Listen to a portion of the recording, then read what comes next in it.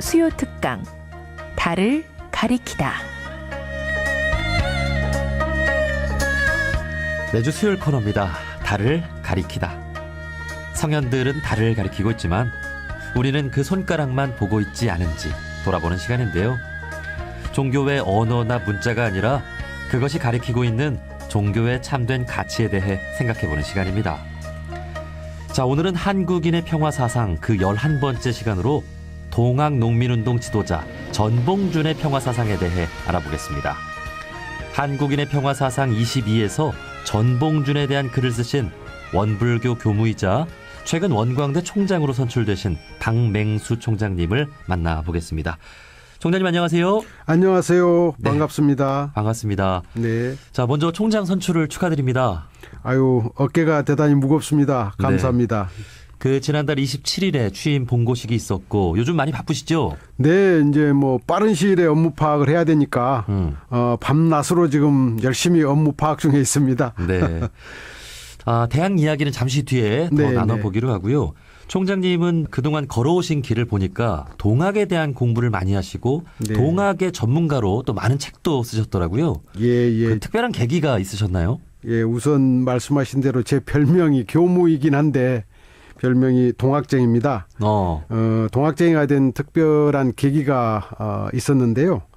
원불교 학과에 이제 1975년에 입학을 해서 그 우리 정전대종경을 공부하다 보니까 대종경 속에 그 소태산 대종사님께서 동학을 창시하신 그 수훈 최재우 선생님을 매우 그 격찬하시는 대목이 나와요. 예. 그게 이제 일종의 화두가 됐죠.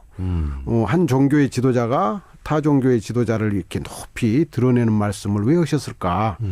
이제 나중에 그게 인연이 돼서 공부를 해보니까 그 새로운 문명을 건설하는 후천 시대를 여는 그 첫 새벽을 알리신 분이 수훈 최재우 선생이고 네. 그것이 바로 이제 집성된 사상이 동학이었어요.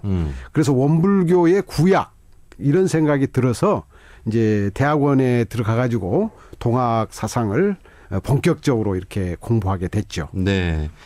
이 천도교와 원불교, 우리나라의 대표적인 민족 종교들인데, 예. 그러니까 이 둘의 연관성도 좀 어떻게 있다고 보시는 건가요? 그렇죠. 조금 전에 말씀드린 대로 원불교의 뿌리를 또 원불교 사상의 어떤 깊이를 제대로 알려면 그 구약이라고 할 수 있는 동학 천도교를 알아야 됩니다. 그래서 그 동학 천도교에서 원불교로 이어지는 이 가장 깊은 사상의 뿌리가 바로 개벽 사상이죠. 예. 그 낡은 문명을 극복을 해서 전혀 새로운 차원의 새로운 문명을 만들자라고 하는 것이 이제 개벽 사상의 핵심인데 그 개벽 사상의 이제 첫 새벽을 알려주신 것이 동학 천도교고 그것을 이제 종합적으로 집대성해서 어떻게 보면 앞으로 후천 문명을 열어갈 역사적 사명을 갖고 있는 종교가 우리 원불교다 이렇게 볼 수가 있겠습니다. 네. 그러니까 대종사님께서 이제 대각을 하시고 예. 여러 종교의 경전을 두루 열람하시잖아요. 그렇죠. 그 안에 이제 천도교도 있는 것이고. 당연합니다. 네. 예. 그것이 이제 반영이 돼서 그렇죠. 뜻을 피신 네. 것이다. 그렇습니다. 네. 자, 그렇다면 오늘 이 동학과도 연관이 있다고 볼 수 있는 전봉준에 대해서 본격적인 이야기를 좀 나눠보겠습니다. 예. 전봉준 어떤 인물로 소개를 할 수 있을까요? 제가 한 4년 전에 그 2014년이 이제 동학혁명 120주년이었거든요. 네. 그때 이제 몇몇 그 언론에서 인터뷰 요청이 왔어요. 예. 그때도 이제 같은 질문을 받았죠. 전봉준이라는 분은 어떤 사람입니까? 그래서 제가 공부한 역사상의 모든 위인들 가운데 가장 마음씨가 부드럽고 고운 그런 남자였다. 이렇게 표현을 했어요. 그랬더니 이제 그 담당 기자님, PD님들이 깜짝 놀라시더라고요. 예. 어떻게 그게 가장 부드럽고 마음씨 고운 남자냐. 바로 그것은 폭정과 억압과 외세 침략에 그야말로 시달리던 우리 민초들을 살리려는 마음, 그런 마음에 가장 그 충실했던 분이 바로 전봉준 장군이었기 때문에 이게 어떻게 보면 사람에 대한 사랑, 그것이 가장 넘쳐났던 분이어서 이 세상에 가장 부드러운 마음을 가진 남자다 이렇게 말을 한 적이 있습니다. 예.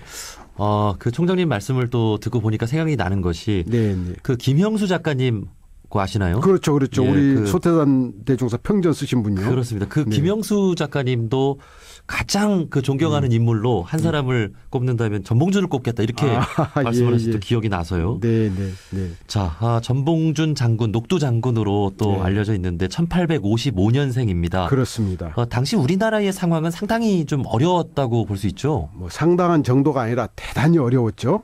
밖으로는 이제 그 대포와 군함을 앞세운 외세가 침략에 들어오고 그 이제 침략의 뭐 앞장선 세력이 이제 제국주의 일본이었죠. 네. 그다음 두 번째는 조선 왕조가 이제 나라를 이은 지 500년이 넘다 보니까 거기에서 이제 그 제도의 여러 가지 그 어지러움들이 발생하죠. 네. 그래서 그걸 이제 삼정문란이라고 그러는데 가혹한 세금 때문에 백성들이 살기가 어렵고 또 이상하게 그 시기에는 그 괴질이라고 그래서 아주 1년에 몇만 명씩이 희생되는 그런 전염병이 유행하고 그랬어요. 예. 그래서 외세의 위협과 내정의 문란과 자연재해의 빈발 이런 속에서 백성들이 그 단 하루도 편안한 날이 없다 할 정도로 그런 어려운 시대였습니다. 네.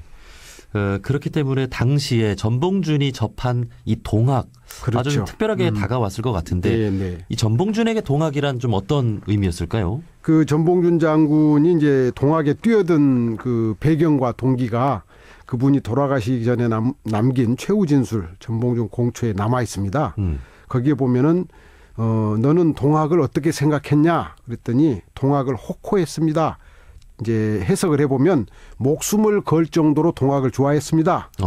왜 그렇게 동학을 좋아했느냐 그러니까 어지러운 세상을 바로 잡아서 그 어지러운 세상 때문에 참 살기 어려운 백성들을 다 살리려고 하는 사상이 동학이었기 때문에 좋아했고 또 수심경천이라고 해서 마음을 바르게 하고 하늘을 공경하고 그 하늘을 공경한다는 것은 이제 우리 원불교적으로 말하면 진리를 신앙하고 공경하는 그런 거죠. 네. 그러니까 밖으로는 세상을 좋게 만들고 안으로는 자기 자신을 수양해서 인격적인 존재로 만들고 그런 그 두 가지 사상을 다 겸비하고 있었기 때문에 나는 동학을 목숨을 걸 정도로 좋아했다. 이렇게 그 나와 있습니다. 네. 그 우리가 알고 있는 동학 하면은 이 인내천이잖아요. 그렇죠. 그 모든 사람이 똑같이 귀하고 그렇습니다. 평등한 그렇죠. 그런 존재인데 당시에 참으로 불평등한 그렇습니다. 아직 신분 차별 제도가 시퍼렇게 네. 살아있던 그런 시대였는데 그 속에서 이제 동학은 모든 사람은 다 하늘이다. 조금 전에 말씀하신 인내천. 그러니까 사람이 하늘이니까 사람 섬기기를 하늘처럼 하라. 이런 평등의 정신을 실천했기 때문에 뭐 수백만 명이 이제 동학에 뛰어드는 거죠. 네. 그렇게 참 불평등하고 참 억울한 세상 속에서 만난 동학은 아마 당시 민중들에게 참으로 혁명적으로 다가왔을 것 같아요. 그렇습니다. 구원의 사상이었죠. 예. 그래서 오늘날의 눈으로 보면 사실 이 폭력이라고 하는 것이 어떠한 이유로 또 정당화될 수 없지만 당시에 세상을 바꾸기 위해서는 이 동학을 믿고 있는 교도들 입장에서는 이렇게 좀 이렇게 폭력을 좀 행하지 않을 수는 없었을까요? 그러니까 그 이제 좀 더 깊이 공부를 해보면 그 동학군들의 그 행동 강령이 있어요. 예. 거기에 보면은 이런 대목이 나옵니다. 우리가 그 싸우는 것은 사람을 해치지 않고 이기는 것을 최고의 공으로 삼는다. 그러니까 폭력을 최대한 자제하려고 했어요. 네. 그리고 또 그 12개의 행동 강령 속에 보면은 굶주린 자는 먹여주고 도망가는 자는 쫓지 않고 병든 자는 치료해 준다는 그런 실천 강령이 있어요. 그리고 이제 또 많은 그 당시의 기록들 보면 동학군들이 가는 데는 그 주민들이 요즘으로 말하면 이제 주민들이 동학군들이 지나가면은 주먹밥을 해가지고 막 기다리고 있었대요. 예. 왜냐하면 백성들에게 민초들에게 가해지는 제도적 폭력, 사회적 폭력을 제거해서 백성들을 살리려고 하는 최소한의 저항을 했기 때문에 동학도 폭력을 행사했다라기보다는 그 큰 폭력을 제거하기 위한 아주 절제된 작은 폭력을 용인했다 이렇게 해석할 수가 있겠습니다. 네, 절제된 폭력 그렇습니다. 그렇게 그렇습니다. 또 말씀을 하시는군요. 네네. 그렇다면 이 전봉준이 이끄는 동학농민군이 결국에는 이렇게 진압을 당하잖아요. 그렇습니다. 네, 참으로 좀 안타깝게 교무님도 지금 느끼실 것 같은데 네. 전봉준이 꿈꾼 세상, 이 네. 전봉준의 평화 사상은 어떻게 설명할 수 있을까요? 우선 이제 조금 전에 말씀드린 대로 보국안민이라는 그 슬로건에 나타나 있듯이 뭐랄까 그 나라의 근본은 백성이라고 일찍이 맹자가 말씀했죠. 네. 근데 그 백성들이 이 제대로 살 수 없게 만드는 사회 제도의 불합리한 거 이런 것들을 제거해서 그야말로 나라의 근본인 백성들이 다 살아날 수 있게 바로 그게 이제 보국안민이라는 거죠. 예. 그것을 요즘 언어로 표현하면 이제 사회적 평화를 실현하려고 했다. 제도적 평화를 실현하려고 했다. 이게 이제 전봉준 장군의 평화 사상의 핵심이고요. 또 하나는 그 수심 경천의 사상이었기 때문에 동학을 좋아했다. 이런 표현이 있는 걸 보면은 네. 동학은 개개인의 인격 향상 또 개개인의 어떤 그 뭐랄까 원불교적으로 말하면 범부에서 보살로 보살에서 부처로 만드는 그 개인을 성스럽게 만드는 그러한 또 사상이었기 때문에 동학을 좋아했다. 이런 내용들을 통해서 보면 역시 한 사람 한 사람을 소중하게 생각하는 요즘 말로 말하면 생명을 가장 존중하는 그 생명평화의 사상을 전봉준 장군은 실현하려고 했던 것이 아니냐 이렇게 생각을 하죠. 네. 이 동학은 천도교로 개칭이 돼서 지금까지도 이어져 오고 있고 그렇습니다. 이 동학의 정신은 오늘날까지도 이어진다고 볼 수 있지 않을까 싶은데요. 그렇습니다. 그 지난주 천도교 이정희 교령님과의 인터뷰도 나눠봤지만 동학이 이 3.1운동의 뿌리가 된다는 말씀을 해 주셨거든요. 아, 그렇죠. 네. 네네. 동학이 오늘날까지 끼치고 있는 영향력은 어떻게 평가하고 계신가요?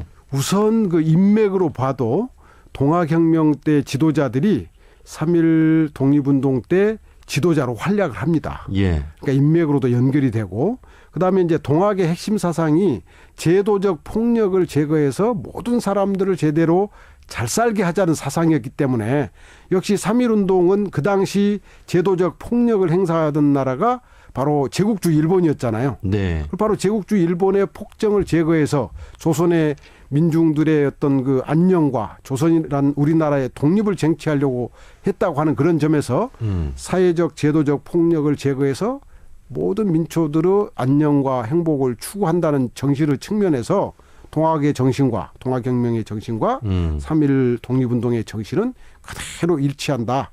이렇게 이제 말씀을 드릴 수가 있겠습니다. 네.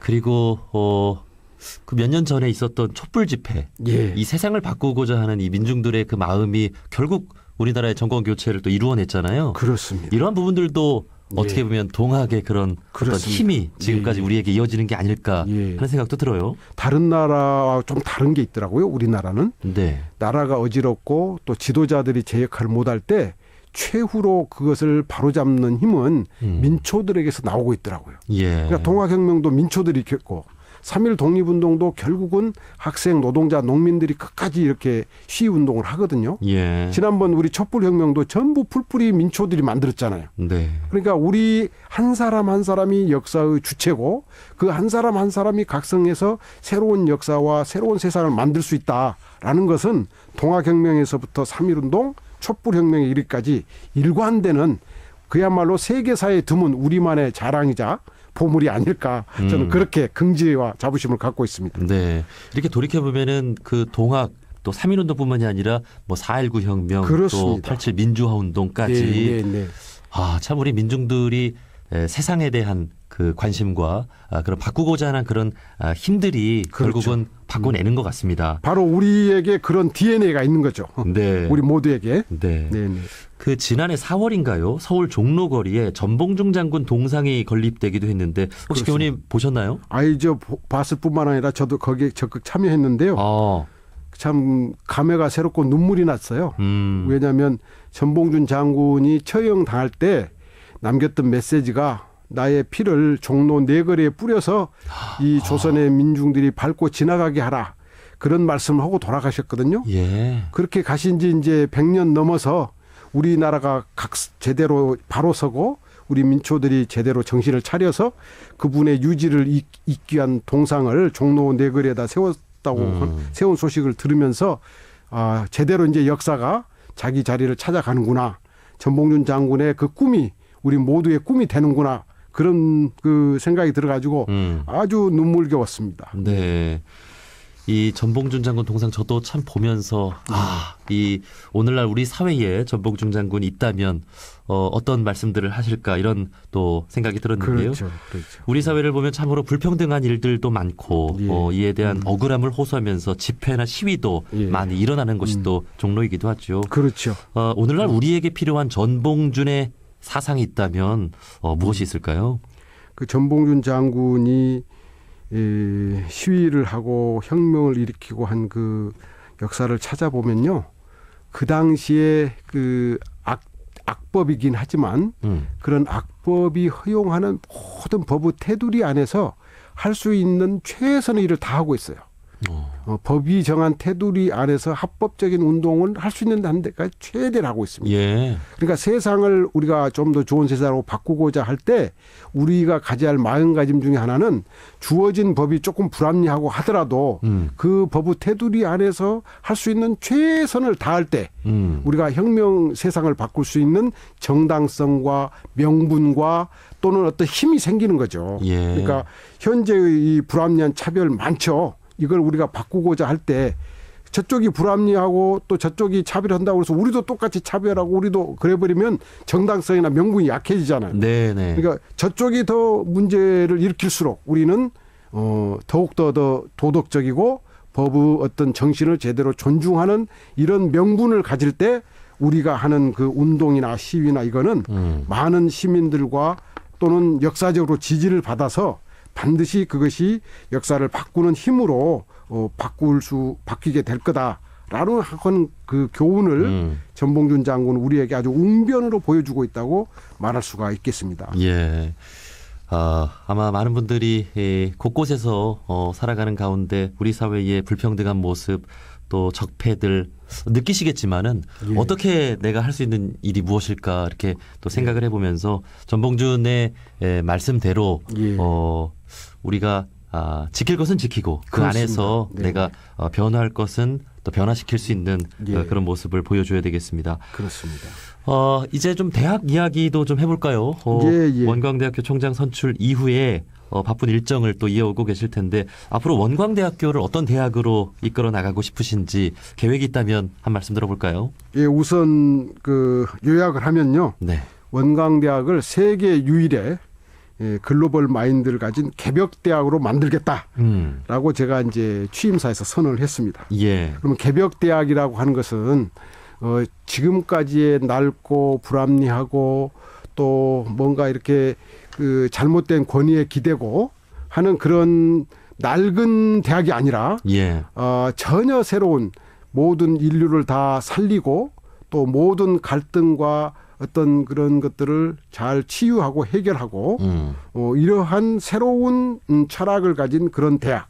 그게 이제 우리 소태산 대종사님께서 선언해 주신 물질이 개벽되니 정신을 개벽하지 않은 그 정신을 실질적으로 대학을 통해서 실현하겠다라고 네. 이제 제가 일단 선언을 했고요. 구체적으로는 한 5가지의 흐름을 진단해서 대안을 제시하는 대학으로 만들려고 해요. 예. 첫째가 글로벌 시대에 맞는 인재 양성.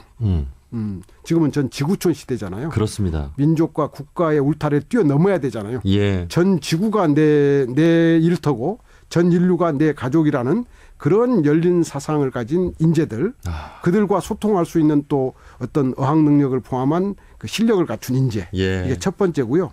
그다음 두 번째가 이제 잘 아시다시피 이 과학 기술이 뭐 엄청나게 지금 발달하고 있잖아요. 네. 그걸 이제 보통 4차 산업혁명이라고 그러죠. 네. 뭐 인공지능 AI라든지 뭐 가상현실 그런 거라든지 사물 인터넷이라든지 그러니까 이런 그 첨단 과학 기술의 발달 4차 산업혁명 시대를 이끌어갈 수 있는 인재 양성. 그래야 뭔가 사회에 기여할 수 있지 않겠어요? 그렇습니다. 예, 그런 대학으로 만들겠다.